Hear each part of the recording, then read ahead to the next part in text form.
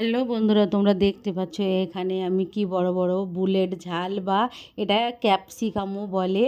তাই এটা আমি নেব ভাজা করার জন্য। তোমরা অনেকেই বলো এর ঝালটা খেতে ভালো লাগে না বা অনেকে খায় না, জানে না এটা খেলে কিন্তু খুব ভালো, এটা শরীরের পক্ষেও খুব ভালো। তাই এটা বানানোর জন্য আমি এখানে টমেটো নিয়েছি, পেঁয়াজ কুচি নিয়েছি আর বাদাম ভাজা। আর এখানে ওই ঝালটা আমি এরকম ছোট ছোট করে কিউব করে বা তোমরা কুচি করেও নিতে পারো। এবারে এই বাদামটা কিন্তু লাগবে। ওটা আমি কীভাবে কী করছি সেটা অবশ্যই তোমরা এই ভিডিওটা দেখো, তবে তোমরা বুঝতে পারবে। আর এই ঝালটা কিন্তু রুটির সঙ্গে বা অন্য কোনোর সাথে, ভাতের সাথে, ডালের পাতে খেতে কিন্তু অসাধারণ লাগে। আমরা কিন্তু বেশিরভাগ রুটির সাথেই খাই।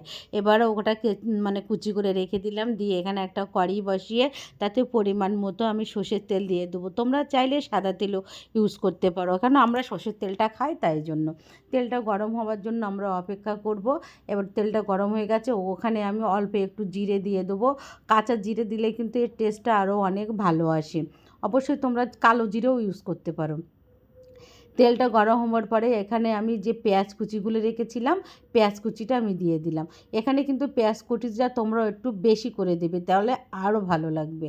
এবার পেঁয়াজটা কুচি করে আমার দেওয়া হয়ে গেছে। এবার আমি একটু নাড়িয়ে নিলাম। নাড়িয়ে দেখুন এভাবে কিন্তু নাড়াতে হবে। পেঁয়াজটা কিন্তু একেবারে লাল লাল করে ভাজা হবে না, একটু যখন মিডিয়াম ভাজা হবে তখনই এবারে যে আমি ওই বড় বুলেট ঝালগুলো কেটে রেখেছিলাম ছোট ছোট কিউব মতো করে, সেগুলো আমি দিয়ে দিলাম। দিয়ে এবারে একটু পেঁয়াজের সাথে আমি নাড়িয়ে নেব। দেখুন আমি এইভাবে কিন্তু নাড়াচ্ছি। প্লিজ বন্ধুরা তোমরা ট্রাই করো, সাবস্ক্রাইব করো আর কমেন্ট করে জানিও কেমন হয়। আর তোমরা অবশ্যই ঘরে এটা ট্রাই করবে, কিন্তু খেতে খুব ভালো লাগবে। এখানে আমি পরিমাণ মতো লবণ দিয়ে দিলাম। এবার দিয়ে দেবো আমি ঝালের গুঁড়ো। এটা তোমরা ঝাল যে এরম মানে এটা ঝাল হয় না, এতে কিন্তু মানে মিডিয়াম থাকে, এতে কিন্তু ঝালেই থাকে না, একটু ঝাল দিলে বেশি ভালো লাগে। এবার লঙ্কা গুঁড়ো আর জিরে গুঁড়ো দিয়ে দিলাম। এবার হলুদ গুঁড়ো। এতে কিন্তু আমরা বেশি মশলাও আর ইউজ করব না, যেটুকানি এতে হয়েছে দিয়েছি তোমরা এইটুকানি দিয়ে করবে, খেতে দুর্দান্ত লাগবে।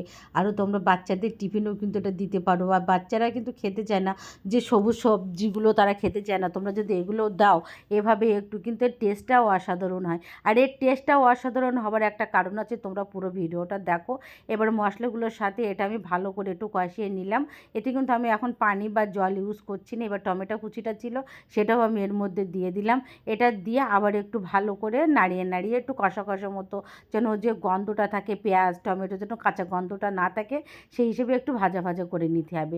নিয়ে এবার এতে আমি পরিমাণ মতো মানে অল্প করে একটু জল দিয়ে দেবো, বেশি জল দেওয়ার কোনো দরকার নেই।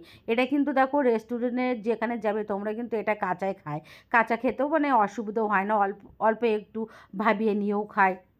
এবার আমি একটু নাড়িয়ে নিলাম। মানে জলটা কিন্তু আমার শুকিয়ে এসেছে, আর যে বাদামটা আমি রেখেছিলাম সেটা এবারে একটু আমি ফিশে নিয়েছি। নিয়ে এখানে 2 চামচ বাদামের গুঁড়ো দিয়ে দিলাম।